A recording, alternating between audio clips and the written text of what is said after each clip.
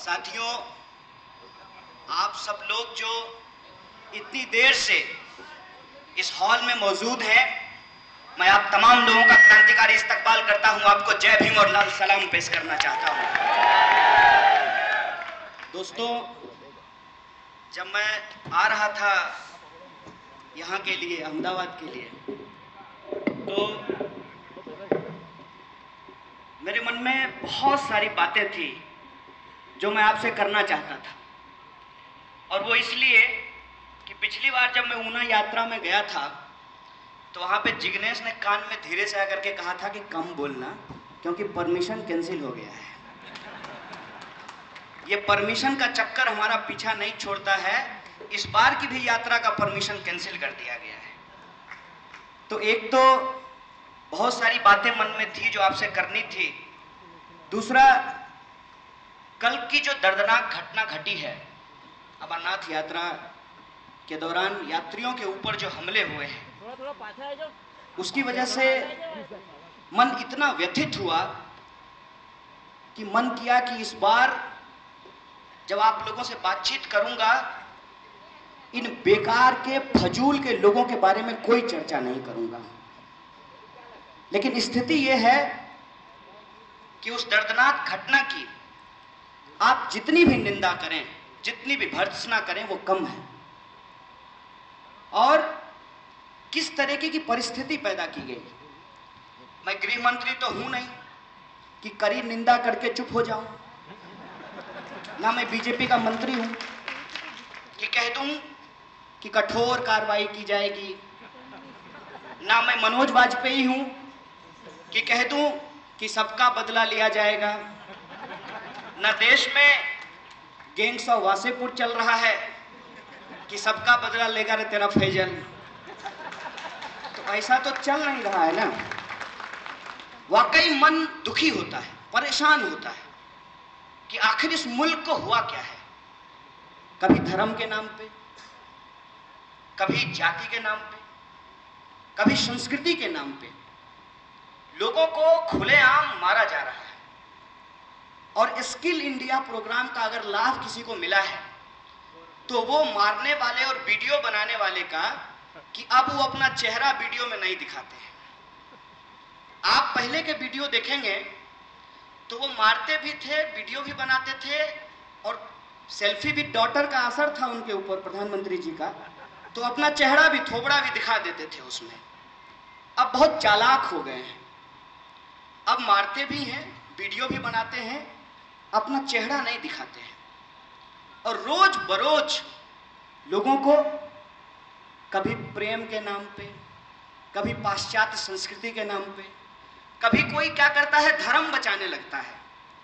और ये धर्म बचाने की ठेकेदारी किसी एक धर्म के मानने वाले कठमुल्लों की नहीं है। ये सारे धर्म में धर्म बचाने वाले लोग हैं। कासिम भाई, जो जुनैद के भाई साहब हैं, उन्होंने कहा कि यह देश मुसलमानों का है। बेशक है। और एक बात मैं आपको बता दूं कि जब मैं जेल से आया तो मैंने एक किताब लिखी, बिहार से तिहार तक, और उसमें हमने एक जगह जिक्र किया है कि जिस स्कूल में मैं जाता था और जिनके रिक्शे पे मैं बैठ करके जाता था, उनका नाम मोहम्मद कासिम था। और सेकुलरिज्म का ज्ञान उन्होंने ही मुझे दिया बचपन में, उस अबोध दिमाग में। और उन्होंने कभी नहीं कहा कि यह देश सिर्फ मुसलमानों का है। उन्होंने हमेशा कहा कि यह देश इंसानों का है। लेकिन दिक्कत क्या है? दिक्कत क्या है? दिक्कत यह है कि जब इंदिरा गांधी जी की हत्या हुई थी तो राजीव गांधी साहब ने कहा था, क्रिया की प्रतिक्रिया होती है। और वो क्रिया की प्रतिक्रिया का जो दौर है वो इस देश में थमने का नाम नहीं ले रहा है। इसीलिए आप तमाम साथियों से एक आग्रह करना चाहता हूं, इतनी देर अगर आप यहां बैठे हैं तो आपकी समझदारी पे कोई शक नहीं है। बस एक अपील करना चाहता हूं, क्रिया का प्रतिक्रिया नहीं होने देंगे, क्योंकि हम प्रतिक्रियावादी नहीं हैं, हम समाजवादी हैं। हम समतावादी हैं, हम अम्बेडकरवादी हैं, इसीलिए हम क्रिया का प्रतिक्रिया नहीं होने देंगे। अगर कोई गलत क्रिया होगी उसको रोकेंगे और संविधान के आधार पर अपने मुल्क का निर्माण करके एक वास्तविक आजादी की तरफ आगे बढ़ेंगे। ये हमारा सिद्धांत है। दोस्तों, ये जो परिस्थिति है आज हमारे सामने, उसमें देखिए, हमारे यहाँ कुछ लोग एक गीत गाते थे, झोपड़ी की चर्चा ने महल के नारा, गांधी जी के भजन करे गांधी के हत्यारा। आज उसी दौर में हम हैं। झोपड़ी की चर्चा नहीं हो रही है। कहते हैं कबीर, बड़े हुए तो क्या हुआ, जैसे पेड़ खजूर, पंछी को छाया नहीं फल लागे अति दूर। भारत को यदि विकसित राष्ट्र बनाना चाहते हैं, न्याय के पैमाने पे खड़ा करना चाहते हैं, तो माननीय मोदी जी, इजराइल नहीं, आपको फिलिस्तीन के पक्ष में खड़ा होना चाहिए था। ये जो परिस्थिति है इस देश के अंदर, उसको हमको समझना पड़ेगा। अगर हम कहते हैं कि हम युवा हैं, युवा होना कोई नंबर नहीं है। युवा होना उस जोश की बात है जहां आप खुद के लिए, समाज के लिए कुछ कर गुजरना चाहते हैं, कुछ करना चाहते हैं इस मुल्क के लिए। और परिस्थिति ऐसी बनी है कि आज आप प्रधानमंत्री जी की तरह ट्वीट करके इनसे नहीं लड़ सकते। प्रधानमंत्री जी ट्विटर पे अच्छा दिन ला सकते हैं, 15 लाख आपके खाते में पहुंचा सकते हैं, महंगाई और भ्रष्टाचार कम कर सकते हैं, लेकिन वास्तविक रूप में महंगाई और भ्रष्टाचार ट्विटर से कम नहीं होती है। उसके लिए नीतियां बनानी पड़ती है, और जब आप नीतियों की बात करेंगे तो सारा मामला उठ करके आ जाएगा। अचानक से कोई लोग गाय बचाने लगेंगे, कोई धर्म बचाने लगेंगे, कोई जो है संस्कृति बचाने लगेंगे। उनसे रुक करके कुछ मत कीजिए, कुछ पूछिए। मैं सहमत हूँ हमारे जो प्रोफेसर हैं रतन लाल उनसे, कि इनसे सवाल पूछिए। मेरा एक संघी दोस्त है, मैं संघियों से भी दोस्ती करता हूँ, ना काहू से दोस्ती ना काहू से बैर। तो मैं उनसे पूछता हूँ कि अच्छा बताओ क्या चल रहा है देश में। तो बोला देश में सब बम बम है क्योंकि ये मोदी युग है। तो हम बोले अरे यार, तुम्हारे पापा तो हमको बताए थे कि ये कलयुग है, तुम मोदी युग कह रहे हो। अब तुम ही बता दो कि ये कलयुग है कि मोदी युग है। तो उसके पास इस बात का कोई जवाब तो होता नहीं है। तो फिर कहता है कि इस देश में कुछ भी अच्छा होता है तुम लोगों को अच्छा नहीं लगता। हम बोले देश में तो अच्छा हो रहा है, लेकिन प्रॉब्लम ये है कि वो अंबानी और अदानी साहब के फ्लैट से निकल करके हमारे झोपड़ी तक पहुंच नहीं रहा है। जिस दिन तक वो हमारे पास पहुंच जाए, हमको भी लगेगा कि कुछ अच्छा हो रहा है। आखिर अच्छा हो क्या रहा है इस देश के अंदर? किसी भी सवाल को आप उठा लीजिए और इनसे जवाब मांगिए कि क्या हो रहा है। बात करते हैं शिक्षा की। शिक्षा की हालत यह है कि लगातार शिक्षा का बजट कम किया जा रहा है। कम क्यों किया जा रहा है? कि सब लोग पढ़ लेगा तो इनके लिए साइबर कैफे में बैठ करके गाली देने वाला 3000 रुपए का रोजगार कौन करेगा? ये सवाल है। दूसरा सवाल है कि रैलियों में 200-200 रुपए दे करके भीड़ कैसे जुटाई जाएगी जो मोदी मोदी करेगा? सवाल यह है कि आखिर लोग पढ़ लिख लेंगे तो धर्म क्यों बचाएंगे भाई?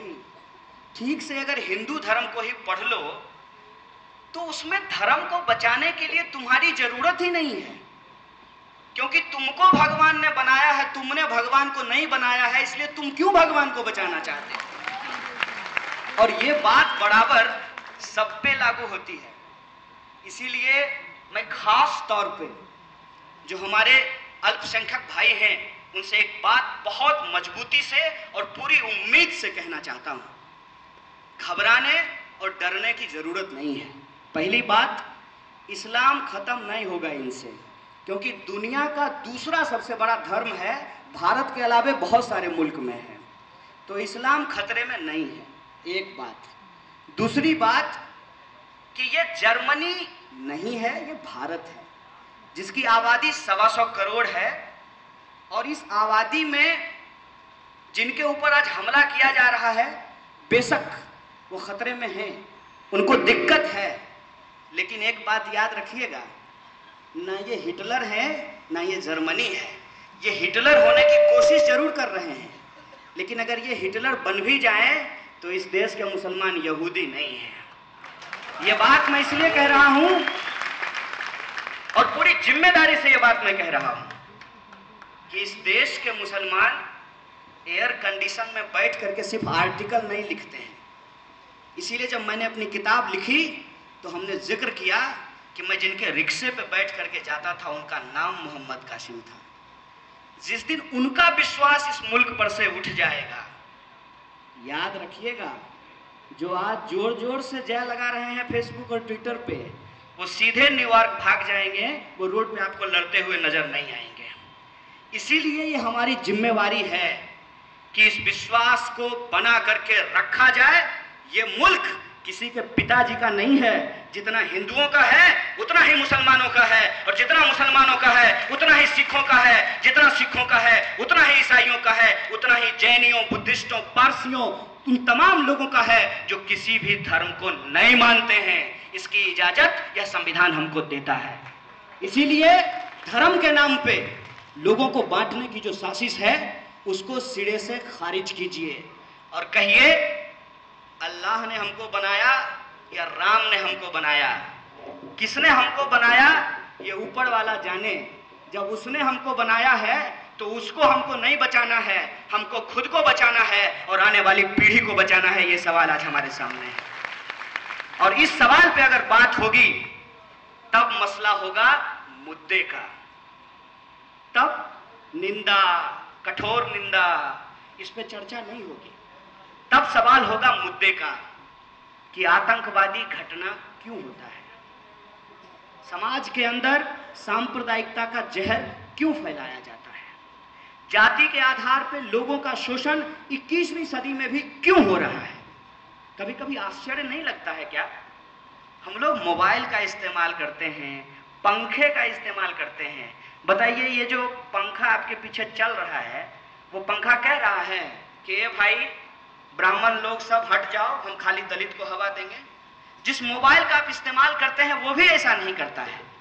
तो फिर उसी साइंस का इस्तेमाल करके हमारे दिमाग में कूड़ा कचरा क्यों डाला जाता है, इस सवाल को आज पहचानने की जरूरत है।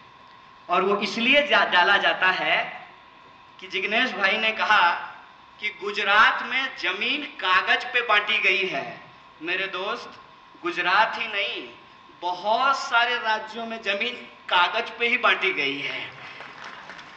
और कागज पे सिर्फ जमीन ही नहीं बांटी जाती है, कागज पे कंबल बांटा जाता है, नौकरी बांटा जाता है, भ्रष्टाचार को खत्म करने की योजना बांटी जाती है, मनरेगा बांटा जाता है, पता नहीं क्या क्या कागज पे बांट दिया जाता है। और बांटने और बेचने में, ओ भाई साहब, ईमानदारी से बोलता हूं, इसमें कोई क्रिटिसिज्म नहीं है, प्लीज प्रधानमंत्री के साथ इसको मत जोड़िए कि गुजरातियों का कोई जोर नहीं है। गुजरात का ढोकला भाई साहब पूरे देश में पॉपुलर है, लेकिन एक बात है, गुजराती ढोकला चाहिए, गुजराती जुमला नहीं चाहिए। ये गुजराती जुमला बंद हो, क्योंकि यहां आकर के हमने देख लिया कि कितना गुजरात वाइब्रेट है और कितना जो है यहाँ के लोग वाइब्रेशन में हैं। सारा वाइब्रेशन जो है, मैं जब आया था एयरपोर्ट पे, टिकट भेजा है आप लोगों ने, एयरपोर्ट पे पहुंचा तो वहां पे आप लोग भी अगर कभी मौका मिले सरकार से गुजारिश कीजिएगा कि कभी हम लोगों को एयरपोर्ट दिखा ही दो बाहर से। जैसे बुलेट ट्रेन को हम लोग फेसबुक के वीडियो पे देखते हैं, आज तक उसका पटरी बिछी नहीं है, बुलेट ट्रेन चली नहीं है, लेकिन उसको हम लोग देख करके खुश होते हैं कि बुलेट ट्रेन चलेगा, उस पर बैठ करके हम लोग अयोध्या जाएंगे और राम के ऊपर जो है 1 लोटा गंगा जल चढ़ाएंगे। तो देख रहे हैं हम लोग उसको। तो जब एयरपोर्ट के अंदर था मैं, तो 6 चार्टर प्लेन वहां लगा हुआ था। चार्टर कहने का मतलब कि निजी विमान, मैंने एयर इंडिया वाला नहीं, उनका अपना। और उस 6 में से 4 के ऊपर अदानी लिखा हुआ था।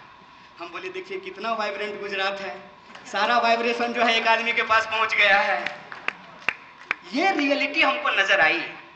और उसके बाद जब मैं थोड़ा ऊपर था तो जो लोग हवाई जहाज पर नहीं चढ़ता है ना, ज्यादातर टाइम वो खिड़की में ही लटका रहता है, हालांकि कुछ दिखता नहीं है लेकिन लटका रहता है। तो मैं भी लटक करके देख रहा था। तो अहमदाबाद शहर के ऊपर जब था तो बड़ी खूबसूरत लग रही थी यह शहर। पता है, ज्यों-ज्यों नजदीक आते गए बड़े बड़े गड्ढे दिखने शुरू हो गए। हम बोले अच्छा यही गुजरात मॉडल है। तो मछली पालन अगर बिहार की सड़कों पे हो सकता है मोदी जी, तो अहमदाबाद की सड़कें भी कम नहीं है, यहाँ भी आप कर सकते हैं।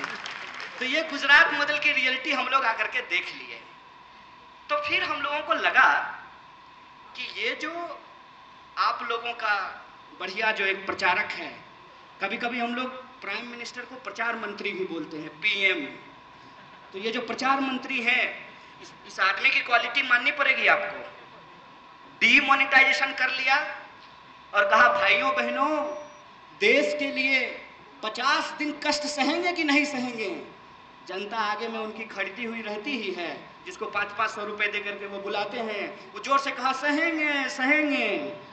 उसके बाद डीमोनेटाइजेशन हो गया। डीमोनेटाइजेशन के बाद 100 से ज्यादा लोग उसमें मर गए। और ये सवाल आज कोई नहीं पूछ रहा है कि डीमोनेटाइजेशन के बाद कितना ब्लैक मनी आया, कितना ब्लैक मनी आया, ये सवाल कोई नहीं पूछ रहा है। कितने चोर, गुंडा, बदमाश, बेईमान, उनको पकड़ करके जेल में डाला गया। अरे वो तो बढ़िया इंग्लैंड में बैठ करके क्रिकेट मैच देख रहा है। क्या आदमी पकड़ा गया है, कितने लोग पकड़े गए हैं। ए भैया हम लोगों की स्थिति खराब है, माइक तो ठीक कर दीजिए।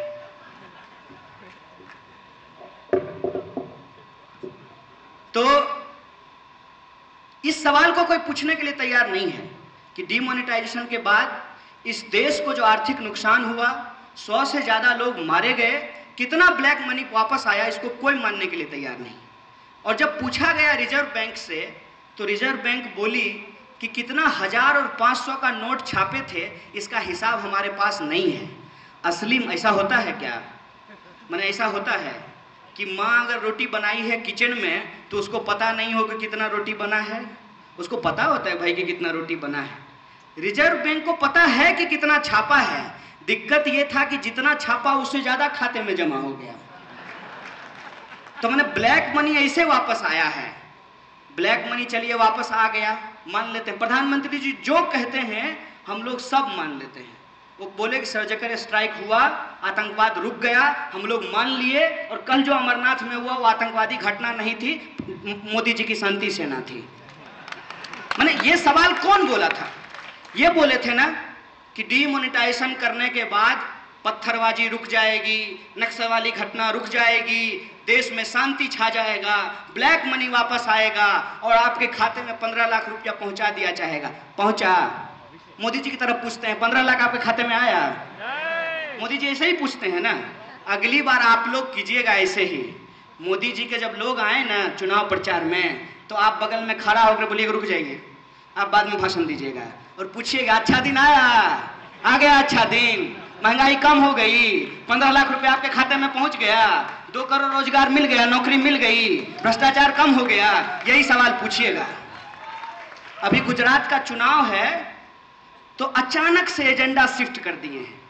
जैसे बाबा रामदेव किए, योगा सिखाते थे, उसके बाद बोले कि देश के लिए पतंजलि का फेस वॉश लगाओ। अरे मेरा फेस अच्छा हो जाएगा तो देश का इसमें क्या भला हो जाएगा, ये हमको बताओ। कि अगर हम फेस वॉश पतंजलि का लगाएं और हम सुंदर हो जाएं तो उससे देश का भला कैसे हो जाएगा? भाई साहब, अजय देवगन और अक्षय कुमार की फिल्म देखना देशभक्ति नहीं है, वो मनोरंजन का मसला है, इंटरटेनमेंट का मसला है। लेकिन आजकल सब कुछ देश के नाम पे ही बेचा जा रहा है। टाइल्स भी देश के नाम पे बेचा जाएगा, मोटरसाइकिल भी देश के नाम पे बेचा जाएगा, फेस वॉश से लेकर के बिस्कुट से लेकर के गोनाइल से लेकर के देसी घी तक सब कुछ देश के नाम पे बिक रहा है। तो सवाल ये है, जब सब कुछ देश के ही नाम पे बिक रहा है तो देश को बिकने से कौन बचाएगा? देश को बिकने से बचाने की जिम्मेवारी आप तमाम लोगों को लेनी पड़ेगी और यह संकल्प लेना पड़ेगा कि कल की यात्रा जो मेहसाना से हम शुरू कर रहे हैं, ये कोई हमारी चुनावी तैयारी नहीं है। हम जौ से जाति होती है, जौ से जातिवाद होता है, तो जौ से जंग होता है। ये जंग है जातिवाद के खिलाफ। इस बात का संकल्प आप तमाम लोगों को लेना पड़ेगा दोस्तों।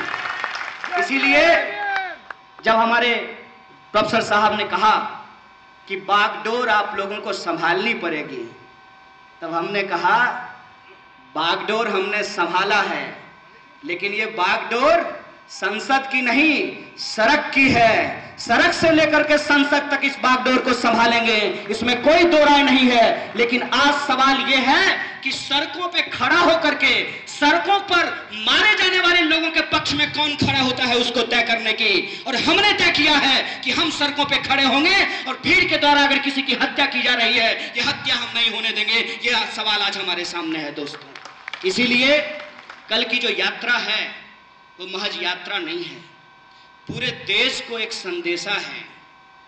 और ये गुजरात के लोगों को ये संदेशा भेजना पड़ेगा कि गुजरात का जो सच्चाई है, जो रियलिटी है, जो गुजरात मॉडल की रियलिटी है, वाइब्रेंट गुजरात की जो रियलिटी है, और कागज पर जो जमीन बांटी गई है, दलितों को पीट करके जो वीडियो बनाया गया है, इस रियलिटी को आपको पूरे देश को बताना पड़ेगा।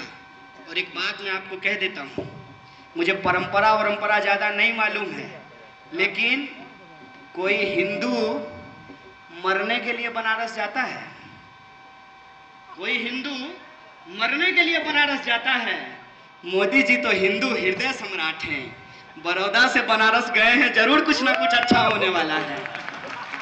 इसीलिए यह संदेश आप लोगों को पूरे देश को भेजना पड़ेगा कि हमने बीमारी आपको ट्रांसफर नहीं की है। यह बीमारी इतना एस्पिरेशनल है, इतना एस्पिरेशनल है कि सूट पे अपना ही नाम लिखवा लेता है। बताइए, ऐसा प्रधानमंत्री देखे हैं आप लोग? मैं अगर चलूं तो एक टोपी लगा लूं और उसके ऊपर लिखा रहे कन्हैया कुमार। ऐसा ही मेरा एक और संगीत दोस्त है, वो एक समय बोला तुम लोग गिदर हो गिदर। हम बोले अच्छा, हमको तो मालूम ही नहीं है कि हम गिदर हैं। बोले मोदी जी शेर हैं शेर। हमने कहा शेर को कभी सुना है कि अपने आप को कहे कि मैं शेर हूं? मैं बताओ, कभी ऐसा हुआ है कि तुम चिड़ियाघर गए हो और शेर आकर कहा हो कि मैं शेर हूं? ये मोदी जी हैं जो कहते हैं कि मेरे पास 56 इंच का सीना है। अरे भाई साहब, ये तो ऐसा ही प्रचार है कि फेयर एंड लवली लगाने से गोरेपन जैसा निखार आता है। आहा, क्या बात है। माने इंसान का सीना 56 इंच का हो, अगर ये सच है तो फेयर एंड लवली लगाने से गोरेपन का निखार भी आ सकता है। ये जो देश के अंदर एक तमाशा चल रहा है, उस तमाशे पे सवाल खड़ा करना जरूरी है। और ये सवाल घूम फिर करके वही आती है जिसको मैं बार बार कोट करता हूं, और वो सवाल है कि इस मुल्क को बाबा साहब भीमराव अंबेडकर के सपनों का मुल्क कैसे बनाया जाए। ये सवाल है कि इस मुल्क को भगत सिंह के सपनों का देश कैसे बनाया जाए। मैं इतनी देर से यहाँ खड़ा हूँ, बहुत सारे लोग बोले हैं, मेरी इच्छा थी कि गुजराती में आकर के कोई कहे कि ये देश, ये मुल्क और ये गुजरात मोदी जी का नहीं, गांधी जी का है। मैं ये सुनना चाहता था। मतभेद हो सकते हैं, मतभेद हो सकते हैं। और जब बाबा साहब भीमराव अंबेडकर और गांधी जी के बीच मतभेद थे, तो हमारे और आपके बीच में मतभेद होगा तो क्या दिक्कत है? मतभेद का सम्मान करना, मतभेद को जगह देना, अल्पसंख्यक को बहुसंख्यकों के लिए, बहुसंख्यक को अल्पसंख्यकों के लिए जगह बनाना, यही लोकतंत्र है, यही डेमोक्रेसी है। इस बात को हमको मानना पड़ेगा। और ये जो मत भिन्नता होती है, इस मत भिन्नता को रिस्पेक्ट करना जरूरी है। मत भिन्नता हो सकती है हमारी गांधी जी से, लेकिन देखिए कि इतना बड़ा व्यापार इस देश के अंदर किया गया। आतंकवाद, आतंकवादी, अरे सबसे पहला आतंकवादी इस देश का कौन है? आजाद भारत का नाथूराम गोडसे, जिसने गांधी की हत्या की। कोई इस बात को क्यों नहीं बोलता है? तो क्या इस देश के मुसलमानों ने कहा कि सारे के सारे हिंदू आतंकवादी हैं? तो जब अफजल गुरु के ऊपर आरोप लगा कि उसने पार्लियामेंट पे अटैक किया, तो तुम क्यों कहते हो कि सारे के सारे मुसलमान आतंकवादी हैं? ये सवाल मैं तुमसे पूछना चाहता हूं। और क्या डिजाइन तैयार किया है? मैं अपनी संवेदना में जो लोग मारे गए, मैं चाहता था कि मैं उनके परिवार से जाकर के मिलूं। और ये बात हमने जिग्नेश से शेयर की कि जिग्नेश, हम गुजरात में हैं, हम चाहते हैं कि सूरत जाएं और वो जो लोग हैं उनके परिवार से मिलें, उनके साथ अपनी संवेदना व्यक्त करें। बोला कैसे जाओगे? वहां जो भीड़ आई है, वो भीड़ उस मौत पे भी अपनी राजनीति करना चाहती है, उस मौत पे भी। समाज के अंदर किसी का खून बहाया जा रहा है, किसी को उसमें वोट नजर आ रहा है। भाई साहब, खून किसी का भी गिरे, रंग उसका लाल होता है। खून हम नहीं गिरने देंगे, चाहे वो हिंदू का हो या मुसलमान का, चाहे सिख का हो या ईसाई का, चाहे दलित का हो या ब्राह्मण का। हमको खून खराबा नहीं चाहिए। हमको समता मूलक समाज की जरूरत है। एक सवाल उठ करके खड़ा हो जाएगा कि ये जो आप समता मूलक समाज बनाना चाहते हैं, इसमें हिंसा तो होगी, हम नहीं मना करते हैं, लेकिन याद रखिएगा कि शोषित लोग हिंसा नहीं करते हैं, हिंसा हमेशा शोषक करते हैं। इस बात को आपको याद रखना होगा। अगर आप शोषितों की एकता की बात करने वाले लोग हैं, आप अपने हक की बात करिए, हिंसा तो वो आपके ऊपर कर देंगे। और आप देखिए कि हिंसा का क्या आलम है। इस देश के अंदर जितने लोग युद्ध में नहीं मारे जाते हैं, उससे ज्यादा लोग खेतों में आत्महत्या कर लेते हैं। और मैं आपको आंकड़ा दे रहा हूं, इस देश के अंदर दो समुदाय सबसे ज्यादा आत्महत्या कर रहा है, एक किसान और दूसरा विद्यार्थी। पिछले 5 सालों में 2 लाख से ज्यादा विद्यार्थियों ने आत्महत्या कर लिया है। और ये वो विद्यार्थी हैं जो coat and quote Modi ji के स्किल इंडिया प्रोग्राम के स्किल्ड लोग हैं। ये इंजीनियर हैं, एमबीए हैं, ये मेडिकल की पढ़ाई कर रहे हैं, ये रोहित वेमुला की तरह पीएचडी कर रहे थे, ये नजीब की तरह साइंस पढ़ना चाहते थे। ये उनकी हत्या करने वाले लोग हैं। दोस्तों, ये जो माहौल है मुल्क के अंदर, इसके खिलाफ एक प्रिंसिपल, जिसको कहते हैं सैद्धांतिक पोजीशन लेने की जरूरत है। और वो पोजीशन ये है कि इस मुल्क में जो उन्माद फैलाया जा रहा है, युद्ध के नाम पे, आतंक के नाम पे, धर्म के नाम पे, जाति के नाम पे, इस उन्माद को हमको पकड़ करके खड़ा होना पड़ेगा।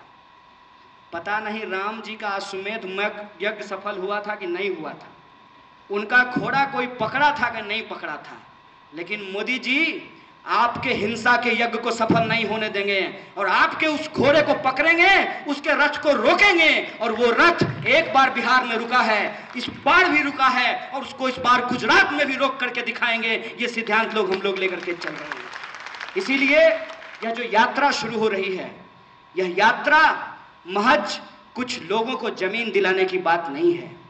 ये एक प्रोग्राम है, और वो प्रोग्राम है कि क्या इस मुल्क के अंदर जो शोषित जनता है, उनके हक हुक की बात होगी कि नहीं होगी। हालांकि जब बात की बात कीजिएगा तो बात इस देश में बहुत हो रहा है। खुद प्रधानमंत्री मन की बात करते हैं, मैंने बात का कोई कमी नहीं है, खूब बात, जबरदस्त बात। मैंने बात तो ऐसा कि कभी कभी ये लोग झूठ बोलने में, बेईमानी करने में इतना भी शर्म नहीं करते हैं कि पकड़े जाएंगे। अभी एक दर्दनाक घटना बसीरहाट में हुई, और देखिए ये दंगाई कैसे उसमें अपना फसल काटने के लिए पहुंच गए। गोरखालैंड को लेकर के इतना बड़ा आंदोलन चल रहा है, कोई बीजेपी का नेता नहीं बोला, कोई ममता बनर्जी से सवाल नहीं खड़ा किया, क्योंकि वहां हिंदू मुसलमान की लड़ाई नहीं थी। लेकिन बसीरहाट पे आहा कितना आंसू, ओहो, समंदर भी भर जाए, मतलब उससे ज्यादा आंसू बहा दिए। लेकिन फोटो ट्वीट करने की जल्दबाजी में अपने ही कुकर्म का फोटो पोस्ट कर दिए। मैंने गुजरात में जो मारे थे लोगों को 2002 में, तो उसका जो फोटो खींच करके रखे थे, वो इनको अभी काम आ रहा है ट्वीट करने में। और एक तो हद हो गई, एक सिनेमा का फोटो सारी खींचते हुए लटका दिया, बोला कि ये बसीरहाट में हो रहा है। और ये पूरी की पूरी तैयारी थी, कल जो घटना घटी है उसके बारे में संवेदना नहीं प्रसारित करनी है लोगों के बीच में, आतंकवाद के खिलाफ कोई पोजीशन नहीं लेना है, मानवता का खून बहाया जा रहा है उसके खिलाफ एक शब्द नहीं बोलना है। क्या कह रहे हैं कि मुसलमान कर रहे हैं, मुसलमान कर रहे हैं। थोड़ी देर में पता चला कि जिस आदमी ने बचाया वो जो ड्राइवर है इत्तेफाक से वो मुसलमान है। तो इस नतीजे पे पहुंच गए ये लोग कि हाँ ठीक बात है, अब्दुल कलाम भी तो थे, वो भी तो मुसलमान थे, तो कुछ अच्छे मुसलमान होते हैं, कुछ बुरे मुसलमान होते हैं। बोले अच्छा, बहुत बढ़िया। तो अब्दुल कलाम की जब चर्चा हुई तो मुझे कुछ बात याद आ गई अचानक ही, क्योंकि जब आप अब्दुल कलाम की बात कीजिएगा तो कोविंद साहब तो उसमें आ ही जाएंगे, वो भी है ना वेटिंग। हालांकि बीजेपी में वेटिंग का सिलसिला बहुत खराब है। भाई साहब सोमनाथ से रथ लेकर के चले थे आडवाणी जी, रायसीना हिल नहीं पहुंचा, पीएमओ तो गया ही नहीं, रायसीना हिल भी नहीं गया, पता नहीं रथ क्या हुआ पहिया वैया उसका। खैर, तो कोविंद साहब की जब आप बात कीजिएगा तो अचानक से प्रेम आया है, उमड़ उमड़ करके कह रहे हैं हमने दलित को राष्ट्रपति बनाने का फैसला लिया है। थोड़ा सा इतिहास पे नजर डाले पीछे तो देखा कि जब 84 का दंगा हुआ था तो देश के राष्ट्रपति कौन? ज्ञानी जेल सिंह, एक सिख समुदाय से आने वाले। जब 2002 का दंगा हुआ तो देश के राष्ट्रपति कौन? अब्दुल कलाम साहब, मुसलमान। और आज जब मारा जा रहा है, वीडियो बनाया जा रहा है, तब देश के राष्ट्रपति होने को कौन तैयार हैं? कोविंद जी और मीरा कुमार। इसकी रियलिटी को आप तमाम लोगों को समझना पड़ेगा। अगर इस रियलिटी को नहीं समझेंगे तो फंसेंगे। ये वो साजिश है जिसके ट्रैप में हम सब लोग आ जाएंगे। और वो ट्रैप क्या है कि क्या इस देश के अंदर एक पढ़ा लिखा नौजवान रोजगार पाएगा कि नहीं पाएगा। सुबह जब वो काम के लिए निकलेगा अपने दफ्तर को, तो उसकी बीवी इस बात की चिंता में नहीं होगी कि कोई उसका पेट का एक्सरे मशीन से चेकिंग करके ये ना चेक कर ले कि उसके पेट में बीफ है कि नहीं है और उसको लिंच कर दिया जाए। कोई उसका टिफिन पॉट ना चेक कर ले और ऐसा ना हो कि वो मुंबई की लोकल में खड़ा है, कोई धर्म का ठेकेदार धर्म बचाने के नाम पे उसमें बम फोड़ दे। ये जो परिस्थिति मुल्क के अंदर पैदा की गई है, इसको हमको समझना पड़ेगा, जिसमें रोजगार की बात हो, महिलाओं के सम्मान की बात हो। और कुछ कुछ पत्रकार लोग यहाँ दिखाई दे रहे हैं, इनको मैं बार बार कहता हूँ कि पत्रकार होने का मतलब होता है जो सत्ता है उसके विपक्ष में खड़ा होना। पत्रकारिता का एथिक्स होता है। मैं आपको ज्ञान नहीं दे रहा हूं, बस अनुभव साझा कर रहा हूं। दुनिया का इतिहास उठा करके देख लीजिए, जब भी सत्ता मगरूर होती है तो उसके सामने अगर कोई कुछ उठाता है तो वो पत्रकार हैं कि वो कलम लेकर के सामने में खड़े हो जाते हैं। इसीलिए आज पत्रकारों को इस सवाल पे सोचना पड़ेगा कि क्या उनको मिनिमम वेज मिल रहा है? जो मिनिमम वेज मतलब न्यूनतम मजदूरी, जो कैमरामैन हैं, जो स्ट्रिंगर हैं, जो रिपोर्टर हैं, क्या उनके लिए मिनिमम वेज का सवाल नहीं है? और जब वो अपने मिनिमम वेज के सवाल को नहीं उठाएंगे तो इस देश में बाकी जो मजदूर है उनके न्यूनतम वेज का सवाल वो कैसे उठाएंगे? ये सवाल आज हम सब लोगों को तय करना पड़ेगा। एक मेरा बहुत पुराना दोस्त है, मेरे साथ स्कूल में पढ़ता था। इत्तेफाक से मैं स्कूल में टॉप करता था, मैं फर्स्ट आता था, वो सेकंड आता था। उसको बैंक पीओ की नौकरी लग गई। जब ये सारी घटना हुई तो उसने पूछा कि तुम नौकरी क्यों नहीं कर लेते हो? हम बोले कहाँ? बोले इतना प्राइवेट सेक्टर में जॉब है। हम बोले इस बार का आंकड़ा पता है? इस बार प्राइवेट सेक्टर में भी नौकरी नहीं है। और अजीम प्रेम जी की संस्थान ने और कई संस्थानों ने हजारों मजदूरों को निकाला है। और जो अखबार में काम करते होंगे उनको तो नोटिस आ गया होगा कि डीमोनेटाइजेशन के बाद 50% कटौती करने की बात की गई है। जहां 2 रिपोर्टर हैं वहां 1 रिपोर्टर करना है। उनको स्टूडेंट बीट भी देखना है, उनको पॉलिटिकल बीट भी देखना है। हो सकता है क्योंकि आजकल तो योगी जी सर में कौन सा तेल लगाते हैं ये भी न्यूज होता है, तो हो सकता है कि सुबह में वो योगी जी कौन सा तेल लगाए ये कवर करें, फिर वहां से निकल करके यूनिवर्सिटी कवर करें, फिर शाम को जो है मोदी जी का पार्टी कवर करें। तो ये तो पत्रकारिता की स्थिति है। हम बोले रोजगार है कहाँ? बोले हम जेएनयू से पीएचडी खत्म करने वाले हैं, और पीएचडी करने के चक्कर में भी बहुत सारे पब्लिक प्रोग्राम और मूवमेंट से गायब थे। हम बोले पीएचडी खत्म करने के बाद जेएनयू से, जिसको राष्ट्रपति पुरस्कार मिला है, जो देश का सबसे बेस्ट यूनिवर्सिटी है, और कुछ लोग क्लेम करते हैं कि उसका सबसे ज़्यादा सब्सिडी का पैसा भी हम ही लोग खाते हैं टैक्स पेयर का, तो उस बेस्ट यूनिवर्सिटी में पढ़ने के बाद भी रोजगार नहीं है। तो आप अंदाज़ा लगाइए कि बिहार, मैंने अगर भारत की बात करें तो बिहार, अंदाज़ा समझ सकते हैं ना, वहाँ की यूनिवर्सिटी में पढ़ने वाले विद्यार्थियों को कहाँ नौकरी मिलेगा। बीटेक करने के बाद 5 लाख कम से कम औसत इस देश के अंदर हर साल बीटेक करते हैं, और कुल रोजगार कितना पैदा हुआ इस साल नहीं पिछले साल 1,60,000। बताइए, जब इंजीनियर को जॉब नहीं मिलेगा तो इतिहास ऑनर्स को कौन नौकरी दे रहा है? वैसे भी इतिहास पढ़ने की क्या जरूरत है? अब जो मोदी जी कहते हैं वही इतिहास है, भले वो इतिहास में फेल कर गए हों। वैसे भी इतिहास पढ़ने की जरूरत है नहीं इनके हिसाब से। इनके हिसाब से तो पर्सनैलिटी मैनेजमेंट बहुत जरूरी है, कि मोदी जी का बाल इधर से घुंघराला है कि नहीं है, टाई सीधा है कि नहीं है, इसके आधार पर नौकरी मिलेगी। तो इतिहास क्यों पढ़ें, समाज विज्ञान क्यों पढ़ें? और ठीक कह रहे थे वो मन संचालन वाले, सोशोलॉजी को बंद करके कुछ दिन में सही में फेकोलॉजी शुरू कर दिया जाएगा। ऐसा माहौल देश के अंदर बनाया जा रहा है। ऐसी परिस्थिति में जब रोजगार नहीं हो, और धर्म के नाम पे एक आदमी आया और हमको बोला कि यार तुमको क्या है, तुम्हारा तो नाम कन्हैया है, हिंदू राष्ट्र बन जाएगा तो तुम तो रह ही लोगे। हम बोले सुनो, नाम तो मेरा जरूर कन्हैया है, लेकिन पाकिस्तान का टिकट जो है ना, सबसे पहले ये ले जाओ। अरे भाई क्यों चले जाएं?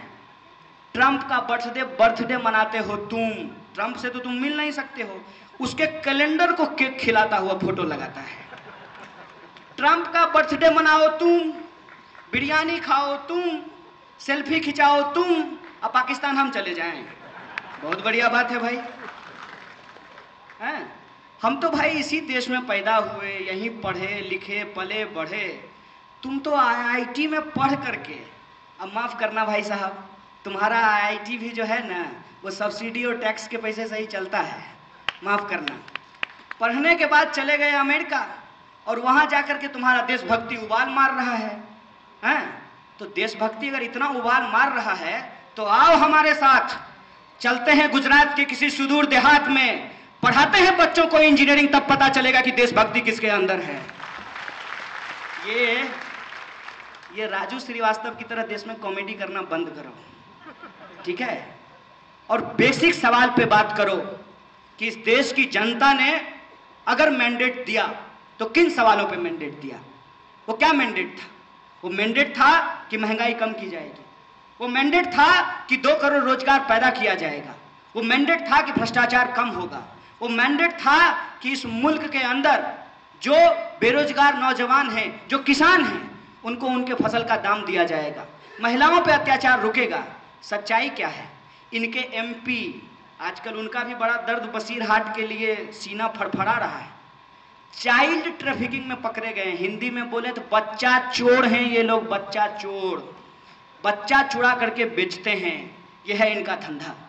और ये जो पाकिस्तान जाने वाली बात है, उसमें तो हमने एक दिन से पूछा कि ध्रुव सक्सेना तुम्हारा, अब संदीप शर्मा तुम्हारा, गोडसे तुम्हारा, सावरकर तुम्हारा, और पाकिस्तान हम लोग चले जाएं। इस देश के अंदर पाकिस्तान को बनाने की बात करने वाला सबसे पहला व्यक्ति कौन था? मोदी जी को ये जरा टैग करके पूछिएगा, रिट्वीट करके। सावरकर के बहुत बड़े फैन हैं। सावरकर साहब थे जिन्होंने कहा कि इस मुल्क को 2 हिस्से में बांटना चाहिए, और अंग्रेजी में इसको जानते हैं क्या कहा जाता है? 2 नेशन थ्योरी। तो आजकल तो नया जनरेशन है ना मोदी जी का, माने मानिएगा कि गोलवलकर और सावरकर से आगे हैं भागवत जी। तो इनका आजकल मल्टीनेशनल थ्योरी है। हो सकता है कि मुसलमानों के लिए अलग देश, दलितों के लिए अलग देश, पिछड़ों के लिए अलग देश और आदिवासियों के लिए अलग देश बनाने का योजना है इसको। और जो इनका आजकल एक भारत श्रेष्ठ भारत, एक राष्ट्र एक टैक्स, उसके नाम पे जो भाई साहब जीएसटी का डंडा चला है। पहले मैं सोचा था कि सूरत जाऊंगा और जीएसटी के खिलाफ जो प्रोटेस्ट हो रहा है उसको कवर करूंगा। मेरी दिली इच्छा थी उन व्यापारियों से जाकर के मिलूंगा जो एक लाजवाब आंदोलन सूरत के अंदर चला रहे थे। लेकिन कल से सूरत में क्या होगा? वो जो लोग मारे गए हैं, जो पीड़ित लोग हैं, नफरत के जो शिकार लोग हैं, उस पे और नफरत की राजनीति बोई जाएगी। जीएसटी गया तेल लेने, आंदोलन गया तेल लेने, मुद्दा गया तेल लेने। ये बात आप लोगों को समझनी पड़ेगी। ये एक डिजाइन है कि कभी भी आप एक मुद्दे पे बात नहीं कर सकते। कोई भी जीएसटी पे बोलने के लिए तैयार नहीं है। जीएसटी में क्या किया गया है? जीएसटी में यह कहा गया है कि जो आदमी धनवान है, मोटा मोटी बात करते हैं, जो आदमी धनवान है वो और धनवान हो जाए और देश की सारी गरीबी, जो देश की सारी गरीबी है, सारी समस्या है, टैक्स का जो सारा बोझ है ना, उसको इस देश की गरीब जनता अपने कंधे पे उठा ले। इनके लिए मैं तो कभी कभी सोचता हूं, एक तो इस मुल्क में सब लोगों को विस्पर इस्तेमाल करने का सौभाग्य नहीं है। आज भी मैं जहां से आता हूं वहां महिलाएं जब उनको माहवारी होती है, और मैं इस बात को बोलना चाहता हूं पब्लिक प्लेटफॉर्म से, इस बात पे बात होनी जरूरी है, इसलिए बोलना चाहता हूं कि महिलाओं को जब माहवारी होती है तो उनके पास इस्तेमाल करने के लिए कपड़ा नहीं होता है, और जो कपड़ा वो इस्तेमाल करती हैं उसको धोती हैं, सुखाती हैं, फिर अगले महीने उसी का इस्तेमाल करती हैं।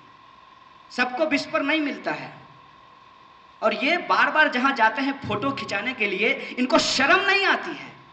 मैं तो सोचता हूं कि ये रात को सोते कैसे हैं। मेरे लिए ये सवाल है। कनाडा, जर्मनी, अमेरिका, हर जगह आप घूमें, स्कूल में बच्चियों को फ्री में नैपकिन दिया जाता है, माहवारी पैड फ्री में दिया जाता है। जो देश अपनी महिलाओं को फ्री में माहवारी पैड नहीं दे सकता है, 2002 में जो है 2020 में विकसित भारत बनाएंगे। बंद करो ये बकवास है तुम्हारा, तुमसे कुछ नहीं होने वाला है, तुमसे कुछ नहीं होने वाला है। तुम सिर्फ और सिर्फ जुमलेबाजी कर सकते हो। उस पर टैक्स बढ़ा दिया गया है। तमाम जो आपकी जरूरत की छोटी छोटी चीजें हैं, ब्लेड से लेकर के रेजर से लेकर के जूता से लेकर के कलम तक, हर चीज पे जीएसटी को बढ़ा दिया गया है। छोड़ किसको दिया गया है? आहा, अंबानी को, अदानी को, टाटा जी को। जय श्री राम, जय श्री राम। कितना बढ़िया है। इस पे आपको सवाल उठाना पड़ेगा, और ये जो ट्रैप है, ये जो डिजाइन है, उस पे एक एक चीज पे प्रश्न उठाना पड़ेगा। मोदी जी इजराइल गए, बहुत बढ़िया बात। मिल करके आए, बहुत बढ़िया बात। स्कैनर खरीद करके लाएंगे, बहुत बढ़िया बात। देश में आतंकवाद रुक जाएगी, बहुत बढ़िया बात। और वो जो बच्चा है, यहूदी बच्चा, जिसके माँ बाप मर गए थे मुंबई टेरर अटैक में, उसके साथ फोटो खिंचवा करके आए हैं, बहुत बढ़िया बात। इससे कौन मिलेगा? ये जो जुनैद का भाई मोहम्मद कासिम बैठा हुआ है, पहलू खान का बेटा बैठा हुआ है, इससे कौन मिलेगा? ये सवाल मैं आपसे पूछना चाहता हूं। ये तमाशा है। इस मुल्क को आप जाति और धर्म के नाम पे बर्बाद कर देना चाहते हैं। मोदी जी याद रखिएगा, आप कितना भारतीय हैं नहीं मालूम, हमारी रगों में, रग रग में भारतीयता बसती है। आपको बर्बाद नहीं करने देंगे, और ये चैलेंज हम आपके सामने लेने के लिए तैयार हैं। बहुत बोले टैक्स का पैसा, टैक्स का पैसा, ठीक है, पीएचडी 2-4 दिन में जमा कर लेंगे। आइए एक बार जो है आंदोलन में 2-2 हाथ हो जाए। आप हिंदू राष्ट्र बनाएंगे, हम इसको एक सेकुलर मुल्क बना करके रखते हैं। ये लड़ाई हम लड़ने को तैयार हैं। इसीलिए दोस्तों, मैं आप तमाम लोगों से अपील करना चाहता हूं कि आप गंभीर लोग हैं, क्योंकि इतनी देर बिना पैसा का, हम लोग थोड़ी, मैं जिग्नेश पैसा दिए हो क्या इन लोगों को?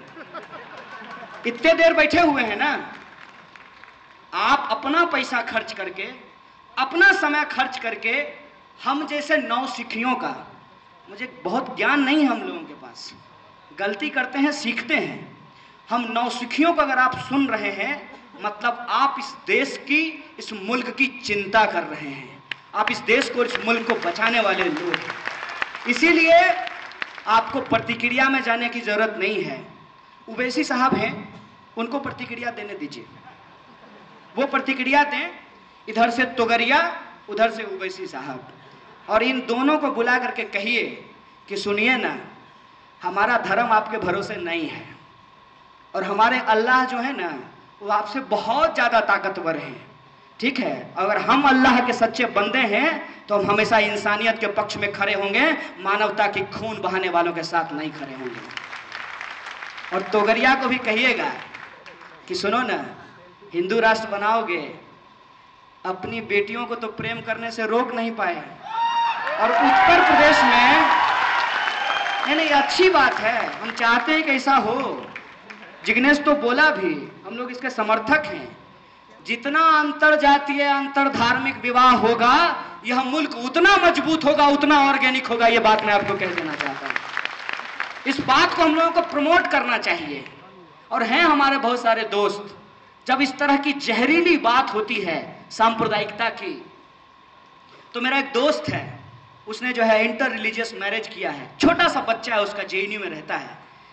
यही बीफ की बात हो रही थी, तो वो धीरे से आकर के कहता है, अंकल मैं हिंदू हूँ कि मुसलमान?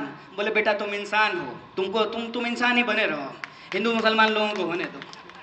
ये जो स्थिति है मुल्क के अंदर, इसकी रिस्पॉन्सिबिलिटी हम लोगों को लेनी पड़ेगी और हम प्रतिक्रिया में नहीं जाएंगे। हमारे पास, मैं बार बार कहता हूँ, एक प्रोग्राम है, और वो प्रोग्राम क्या है? वो प्रोग्राम ये है कि कागज पर जो जमीन बांटी गई है उसको जमीन पे उतारना है। कागज पे जो जमीन बांटी गई है उसको जमीन पर उतारना है, और जो बाबा साहब के सपने हैं उसको हकीकत में बदलना है। ये जिम्मेवारी हम लोगों को लेनी पड़ेगी। और संविधान की प्रस्तावना का एक एक शब्द, जब हम कहते हैं we the people of India, हम भारत के लोग, तब हम नहीं कहते हैं कि हम भारत के ब्राह्मण, हम भारत के दलित, हम भारत के पिछड़े, हम भारत के मुसलमान, नहीं, हम भारत के लोग। और वो सारे लोग जो मानवता में विश्वास करते हैं, उनको संविधान की प्रस्तावना के एक एक शब्द के लिए, उसको हकीकत में बदलने के लिए, उसको जमीन पे उतारने के लिए अपने खून का एक एक कतरा बहा देने के लिए तैयार होना पड़ेगा। इसीलिए दोस्तों, आप सब लोगों से एकमात्र अपील है कि कहते हैं वो भावना ही क्या जो किसी और के भड़काने से भड़क जाए, वो मोहब्बत ही क्या जो कि किसी के आंख दिखाने से कम हो जाए। तो ना हमारी मोहब्बत आपके भरोसे है कि आप कहिएगा कि सुनिए ना जरा भारत माता की जय बोल दीजिए। अरे हमको मन होगा तो हम भारत माता की जय बोलेंगे, भारत के पिता की जय बोलेंगे, भारत के तमाम लोगों की जय बोलेंगे, लेकिन तुम पूछने वाले कौन होते हो? तुम कौन होते हो हमारी देशभक्ति को मापने वाले? तो एक बोला कि नहीं बताओ, अगर आप करते हैं तो क्यों नहीं करेंगे? हम बोले अच्छा एक बात बताओ, तुम अपनी जो है बहन से प्यार करते हो? बोला हाँ। हम बोले जरा करके दिखाओ, जरा करके दिखाओ ना।